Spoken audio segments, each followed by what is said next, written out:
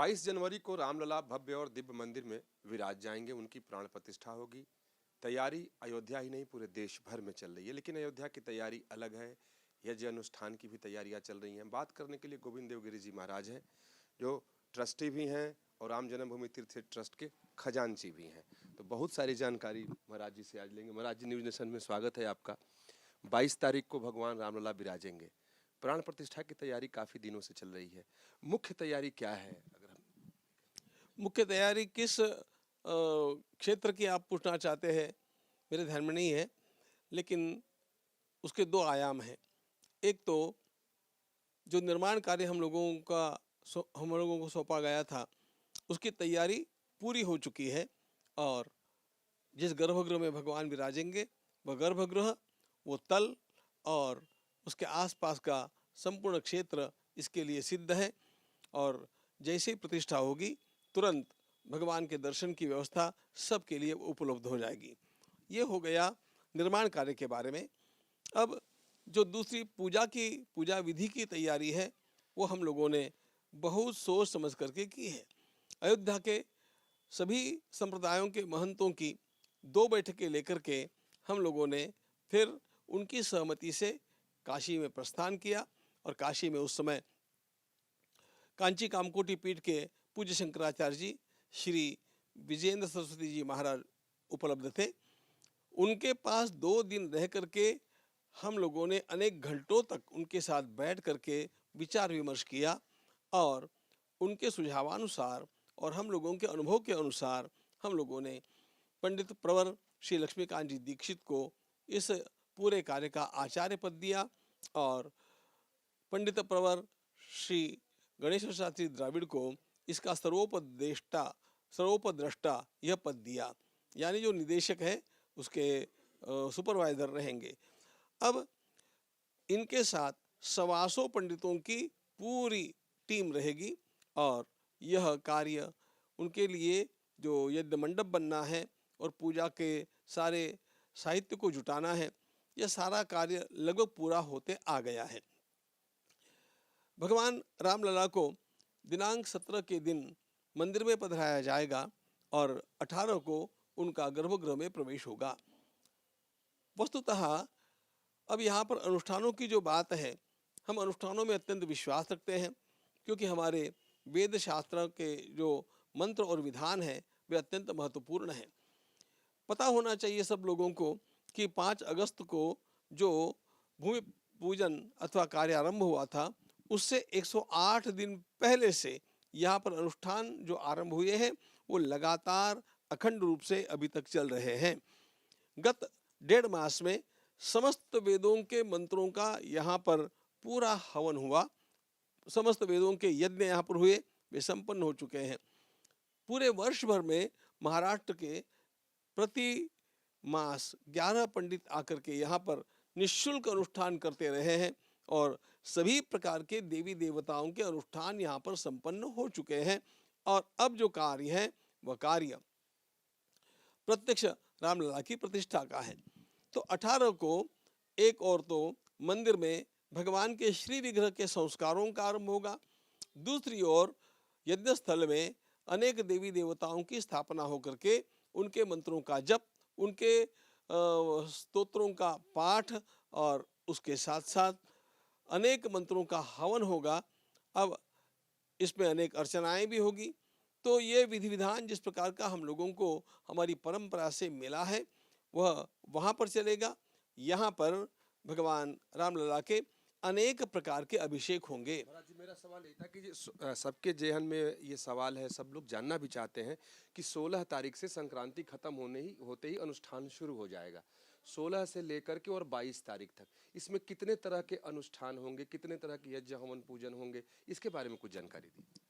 मैं वही बतला रहा हूँ कि 16 को कोई अनुष्ठान का प्रत्यक्ष आरंभ नहीं होगा। 16 का दिन प्रायश्चित्त का दिन है। जिन यजमानों को उसमें पूजा में बैठना है, उनके शरीर की शुद्धि के लिए जो कर्म करने आवश्यक होते हैं वो सब उस दिन आरंभ हो जाएंगे। 17 को भगवान रामलला पधारेंगे, 18 को यज्ञादिकों का आरंभ होगा। फिर इधर मंदिर में भगवान के विग्रह का अनेक प्रकार का स्नपन होगा।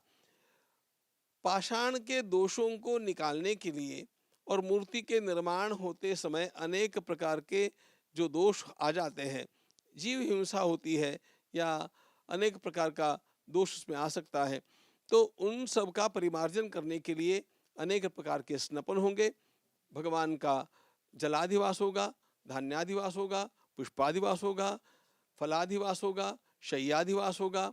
इस प्रकार के अनेक अधिवासन होकर के अनेक प्रकार के मंत्रों से उनके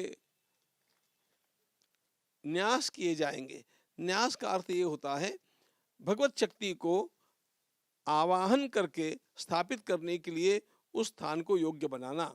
ये सब काम 21 तारीख के सायंकाल तक चलता रहेगा और फिर 22 को वहाँ पर प्राण प्रतिष्ठा होगी। महाराज जी, कोई भी जब यज्ञ होता है तो उसके लिए यजमान का होना बहुत जरूरी होता है, ताकि कर्मकांडी ब्राह्मण संकल्प किससे कराएंगे।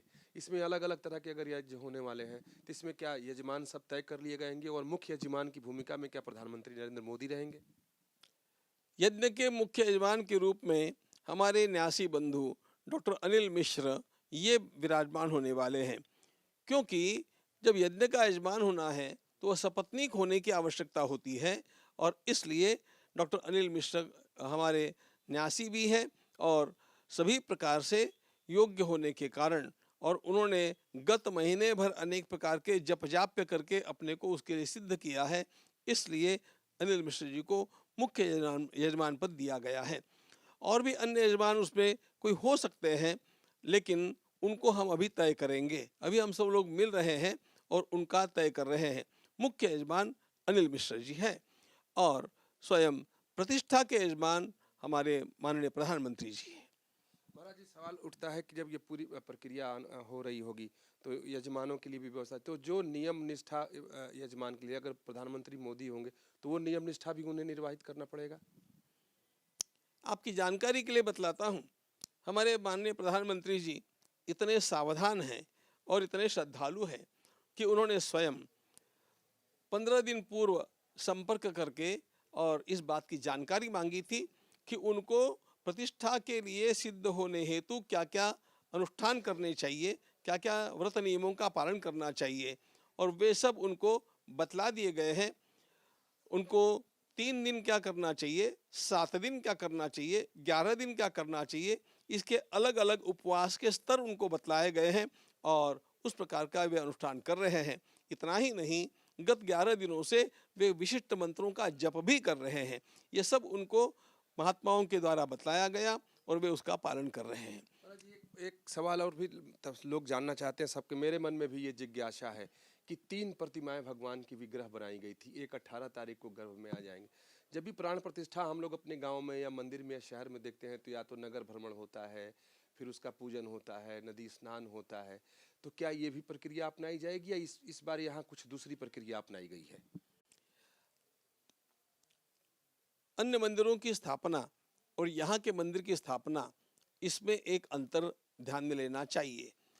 यहाँ का जो मंदिर है, सारे विश्व का ध्यान इस मंदिर की प्रतिष्ठा की ओर है, और यह जो नूतन निर्मित प्रतिमा है वह वजन में भी बहुत भारी है, और यह ध्यान में लेकर के यहाँ के लोगों के उत्साह को, उनकी श्रद्धा को, उसके कारण निर्माण होने वाली भीड़ को ध्यान में लेकर के भगवान को शीघ्रता के साथ मंदिर में पहुंचाया जाएगा। लेकिन उनके संस्कार सभी के सभी होने वाले हैं। जैसे संस्कार आपने अन्यत्र कहीं पर भी किसी भी प्रतिमा के सुने होंगे, वो सारे संस्कार उनके भी होने वाले हैं। एक दीक्षा संस्कार भी होता है अगर प्रतिष्ठा होती है, तो क्या यहाँ भी भगवान की दीक्षा होगी? बिल्कुल होगी। तो दीक्षा गुरु का भी चयन होना होगा? हाँ, वो हम कर लेंगे। अभी चयन नहीं हुआ? हम कर लेंगे, अभी उसके लिए हम मिल रहे हैं। आगे सवाल ये जानना चाहेंगे कि जो भगवान के विग्रह बनाए गए हैं, उसको जैसे 3 महीने पहले सवाल किया था, तो उसमें से एक का चयन होना था, तो जो चयन आप लोगों ने किया है, आप सब लोग उस दिन मौजूद थे, उसके लिए आधार क्या रखा कि किस तरह के भगवान का विग्रह हो जो वहां स्थापित किया? भगवान के विग्रह के निर्माण के पूर्व हम लोगों ने कुछ उसके मानक दे दिए थे, क्राइटेरियाज दे दिए थे, और उन सारे मानकों का पालन जिनमें हुआ, ऐसे विग्रह का स्वीकार करना हम लोगों के लिए एक बाध्यता थी। एक बात मैं बतलाना चाहूँगा कि तीनों विग्रह बहुत सुंदर बने हुए हैं और इसलिए हमें इन तीनों विग्रहों में भी चयन करना हमारे लिए एक बड़ी चुनौती थी, लेकिन चयन तो करना ही था, इसलिए हम लोगों के द्वारा चयनित जो विग्रह है वह एक ही रहना था। अब ये जो मानक हम लोगों ने दिए थे और जो उन विग्रहों में हम लोगों को मिलते हैं, वे मानक थोड़े से बतला देता हूँ। भगवान की अवस्था 5 वर्ष के बालक से छोटी होनी चाहिए। ये भगवान का जो मंदिर है यह बालक राम का मंदिर है, रामलला हम उसे कहते आए हैं, चाइल्ड राम। तो 5 वर्ष की अवस्था से पूर्व का ही वह विग्रह होना चाहिए। ऐसा बाल भाव के साथ साथ देव भाव, इन दोनों का सम्मिश्रण उसमें होना चाहिए, ये हमारी बात थी। भगवान श्री राम आजानुबाहु रहे, उनके हाथ घुटनों तक लंबे रहे हैं, ऐसा वर्णन हमें स्थान स्थान पर मिलता है। तो उस प्रकार के उनके बाहुओं की लंबाई भी होनी चाहिए। उनका संपूर्ण शरीर सुडौल था, बहुत सुंदर वर्णन उसका वाल्मीकि रामायण में मिलता है। और उनके स्कंध पुष्ट थे, छाती उठी हुई थी और भगवान निरंतर स्मितहास्य करते रहते थे। ऐसे कोमलांग भगवान का विग्रह हम लोग चाहते थे। भगवान की कृपा से भगवान स्वयं आकर के उस विग्रह में विराजमान हो गए और ऐसा लगता है कि उस विग्रह को हम देखते ही रहे। ये सब हमने बहुत समीप से उस विग्रह का निरीक्षण करके देखा है। उनके सभी के सभी अवयव अत्यंत सप्रमाण हैं और उनके जो अलंकार हैं वे भी चुने हुए और बहुत थोड़े लेकिन बड़े सुंदर हैं और भगवान का भाव तो अद्भुत है। इस प्रकार के श्री ठाकुर हम लोगों को उपलब्ध हो रहे हैं, हम लोगों के जीवन की धन्यता है। महाराज जी, आपने खुद कहा कि 3 विग्रह बनाए गए थे, वो एक दूसरे एकदम बहुत सब तीनों अद्भुत, तो फिर वो 2 जो विग्रह बचे उसके लिए आप लोगों ने क्या सोचा है? अभी हमने उसके लिए कुछ सोचा नहीं है, इतना ही सोचा है कि इनको भी सम्मान के साथ कहीं न कहीं विराजमान किया जाएगा। अभी तो ये हमारे पास में रहेंगे। उसमें से एक विग्रह को तो हमें अपने ही पास रखना पड़ेगा, क्योंकि ये निर्माण करते समय हमारा जो दृष्टिकोण था उसमें एक बात यह भी थी कि भगवान के लिए जो वस्त्र बनने वाले हैं, जो अलंकार बनने वाले हैं, उनका नाप लेने के लिए एक अलग विग्रह की आवश्यकता रही, क्योंकि कोई भी एक बार प्रतिष्ठा होने के बाद में उस गर्भगृह में जाने वाला नहीं है। तो इसलिए भगवान के सारे प्रकार के नाप लेने के लिए एक विग्रह की और भी आवश्यकता थी। तो हम उसको संभाल करके रखेंगे, सम्मान के साथ रखेंगे और अन्य भी विग्रह का क्या करना है हम शांति से सोचेंगे, लेकिन ये सारे विग्रह बड़े सुंदर हैं और हम सबका सम्मान करते हैं। महाराज जी, हालांकि कई सारे इसके तो जवाब आ गए हैं, सफाई भी आ गई है, लेकिन बार बार ये सवाल आ रहे हैं कि ये मंदिर तो गर्भगृह निश्चित तौर पर बनकर तैयार हो गया, न तो शिखर तैयार हुआ, न सारे मंडप तैयार हुए, मंदिर अधूरा है, फिर ऐसी क्या जल्दबाजी कि उसमें इतनी जब प्राण प्रतिष्ठा करा दी जाए? आप बहुत बड़ा बंगला बना रहे हैं और बंगला बनने तक आपको एक किराए की छोटी सी झोपड़ी में निवास करना है। बंगले का उतना भाग बन गया है जितना आप रहने के लिए उपयोग में लाएंगे, तो आप स्थलांतर करेंगे कि वर्षों तक और प्रतीक्षा करेंगे, आप बताइए। तो सुनिए, पहली ये भावना की बात हुई और दूसरी बात, शास्त्रों में विधान देख करके हम लोगों ने ये निश्चय किया कि इस अवस्था में भी वहां पर प्रतिष्ठा की जा सकती है। अच्छा महाराज जी, ये शास्त्र सम्मत है, यानी कहीं से शास्त्र का उल्लंघन नहीं? उल्लंघन नहीं है, बिल्कुल उल्लंघन नहीं है। अच्छा महाराज जी, अब थोड़ा सा अलग हटकर कि अब पूरे देश में उत्साह है, विदेश में उत्साह है, भगवान रामलला के लिए लोग अधिक से अधिक उपहार लेकर अयोध्या पहुंच रहे हैं, वो तो आ ही रहे हैं, और आप तो चूंकि खजांची हैं, पूरा सब कुछ देख रेख आप कर रहे हैं। निधि संग्रह के समय जो धन प्राप्त हुई, जिससे मंदिर की शुरुआत हुई, क्या वो परंपरा, वो सिलसिला अभी भी चल रहा है कि भगवान के लिए दान आ रहा है, या अभी वो कहीं थमता हुआ है, या पहले से ज्यादा बढ़ गया है? समर्पण के काल में हम लोगों ने अपेक्षित रखा था कि लगभग 1100 करोड़ रुपयों की दान राशि हमें प्राप्त होगी। भगवान की कृपा, लोगों का उत्साह और लोगों का भगवान श्री राम से अगाह प्रेम, इसका परिणाम ये हुआ कि जितना हम लोगों ने सोचा था, हम लोगों का सोचना बौना रह गया, लोगों ने 3 गुना से भी अधिक हम लोगों को प्रदान किया। यह तो समर्पण के समय की बात हुई। उसके पश्चात भी यह प्रवाह चलता ही रहा। समर्पण के समय भी हम लोगों को यह उलाहना मिला कि हम लोग तो प्रतीक्षा करते रहे, लेकिन आप लोग हम तक पहुँचे ही नहीं। ये बात हम भी जानते थे कि हम लोगों ने प्रयास तो बहुत किया, लेकिन सब लोगों तक हम पहुँच नहीं पाए। जितना प्रयास किया उतना ही हम लोगों को करना संभव था, जितना संभव था कर लिया। फिर लोगों ने पूछा कि अब हम तो कुछ करना चाहते हैं, तो एक ही मार्ग बचा था कि उसके पश्चात भी वे ऑनलाइन अपनी राशि जमा कर सकते हैं, और लोग तब से करते रहे, वो अभी भी कर ही रहे हैं। अच्छा महाराज जी, जो तमाम उपहार देश भर से आ रहे हैं, विदेशों से आ रहे हैं, सब तो जाकर गर्भगृह में रखे नहीं जाएंगे, सब रामलला के उपयोग में लाए नहीं जाएंगे, तो इसके लिए क्या व्यवस्था सोचा है आप लोगों ने? देखिए, ऐसा है, रामलला का विग्रह तो अभी स्थापित होगा, लेकिन कुछ ही दिनों के पश्चात ऊपर के तल पर पूरा राम परिवार स्थापित होने वाला है। फिर परकोटे के भीतर 6 मंदिर स्थापित होने वाले हैं। उसमें गणेश जी का रहेगा, शिव जी का रहेगा, सूरज भगवान का रहेगा और देवी जी का रहेगा, फिर हनुमान जी का रहेगा, अन्नपूर्णा जी का रहेगा। जहाँ पर सीता रसोई बनी है, वहाँ पर अन्नपूर्णा का विग्रह स्थापित होगा।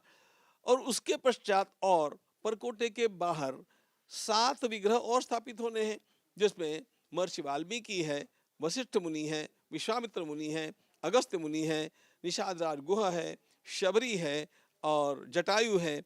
तो इन सब के लिए हम लोगों को सारे जितने भी ये आए हुए पदार्थ हैं, उनकी आवश्यकता रहेगी। हम उनका यथास्थान यथा योग्य उपयोग करेंगे। महाराज जी, अंतिम सवाल यज्ञ से शुरू किए थे, यज्ञ के सवाल से ही समाप्त करते हैं कि जो यज्ञ अनुष्ठान के लिए मंडप, यज्ञशाला, हवन कुंड बनाई जा रही हैं, तो सवाल है कि कितने सारे ऐसे हवन कुंड अंदर बनाए जा रहे हैं जिसमें होंगी, यज्ञशाला किस स्वरूप का बनाया जा रहा है? ये मुझे जाकर के देखना चाहिए। मैं बिना देखे नहीं कहूँगा, लेकिन जहाँ तक मेरा आकलन है, यहाँ पर पंचकुंडी होना चाहिए। लेकिन मैं आपको इस बारे में जब जाकर के आंखों से देखूंगा तब बताऊंगा। कि आपके देख रेख में ही सब कुछ होना है? हाँ, ये सब मेरी देखरेख में होना है, लेकिन हम लोगों ने जिन लोगों को नियुक्त किया है, वे पंडित लोग आज पहुंचेंगे और सब बात पूरी हो जाएगी। 22 तारीख को एक नया इतिहास तो बनेगा इस दिन। मंडप बनकर के तैयार हो गया है, कुंड बन रहे हैं। अच्छा, मंडप तैयार है, कुंड बन रहे हैं। हाँ, उन्हीं कुंडों में फिर यज्ञ शुरू। हाँ। बहुत धन्यवाद महाराज जी बात करने के लिए। 22 जनवरी को इस देश का एक नया इतिहास लिखा जाएगा, हालांकि लिखा जा चुका है। अब सबकी प्रतीक्षा है कि कब भगवान भव्य और दिव्य मंदिर में विराजेंगे। वीडियो जर्नलिस्ट अतुल राज के साथ विकास चंद्र, न्यूज नेशन, अयोध्या।